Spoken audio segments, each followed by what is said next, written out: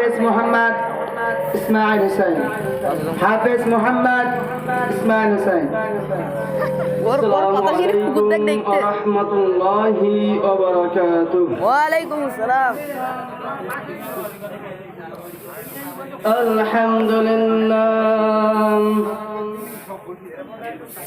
আলহামদুলিল্লাহি নাহমাদুহু ওয়া নাস্তাঈনুহু ওয়া নাস্তাগফিরুহু ওয়া নু'মিনু বিহি ওয়া নাতাওয়াক্কালু আলাইহি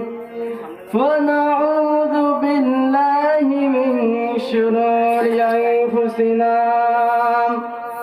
ওয়া মিন সাইয়্যাতি আ'মালিনা মান ইয়াহদিল্লাহু ফালা মুদিল্লা লাহু ওয়া মান ইউদ্লিল ফালা হাদিয়া লাহু ওয়া আশহাদু আন লা ইলাহা ইল্লাল্লাহু ওয়াহদাহু লা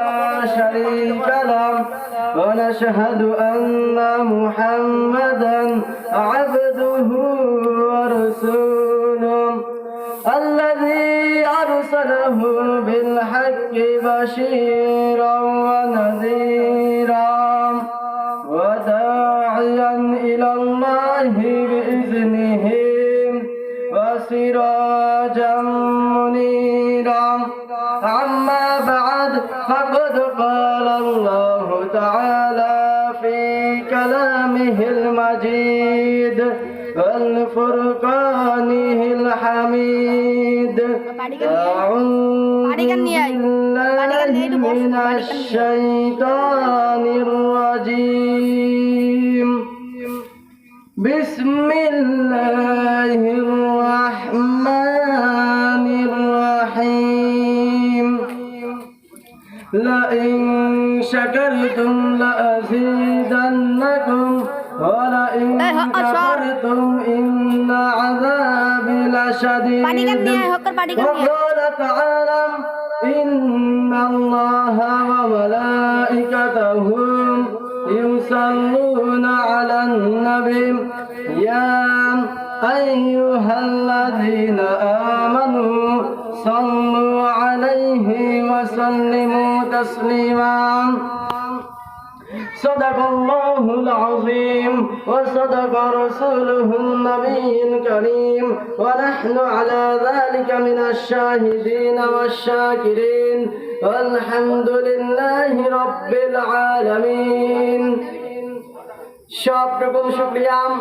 আল্লাহ সুবহানাহু ওয়া তাআলার জন্য, যিনি আমাদেরকে আজকের এই মুতাবারক মাহফিলে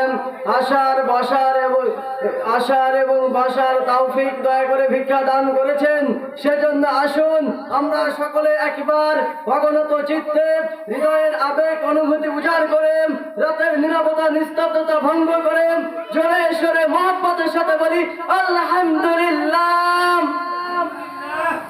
অসংখ্য অগণিত বিশাল দুরূদ ও সালাম আল্লাহর সৃষ্টি প্রধান আকাশন বিশ্ব সভার সভাপতি সমস্ত নবী রাসূলগণের মাথার তাজ শামসুল হেদায়াত বদরুদ্দোজা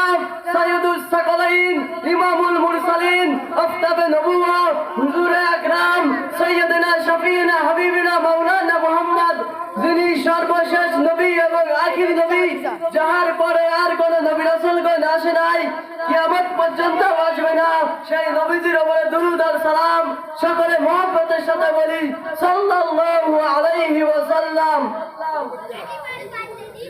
সম্মানিত উপস্থিতি, সম্মানিত ইমানদার ভাই ও বাবাজিরা আমার,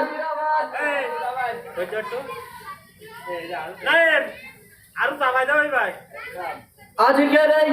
এলাকাবাসীর যুবক ভাইরা এবং মুরব্বীরা গ্রামেরা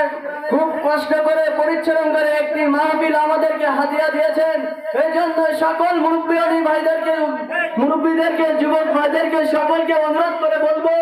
বাইরে ঘাটে ঘোরাফেরা না করে, রাস্তাঘাটে ঘোরাফেরা না করে, চায়ের দোকানে ভাজার দোকানে না থেকে মাহফিলের ময়দানে জান্নাতের বাগানে এসে বসে যায় এবং কোরআনের হাদিসের আলোচনা শুনি। আমার ভাইরাম, আল্লাহ পাক রব্বুল আলামিন কালামে পাকের ভিতরে ঘোষণা করিয়াছেন, লা ইন শাকারতুম লা আযীদান্নাকুম ওয়া লা ইন কাফারতুম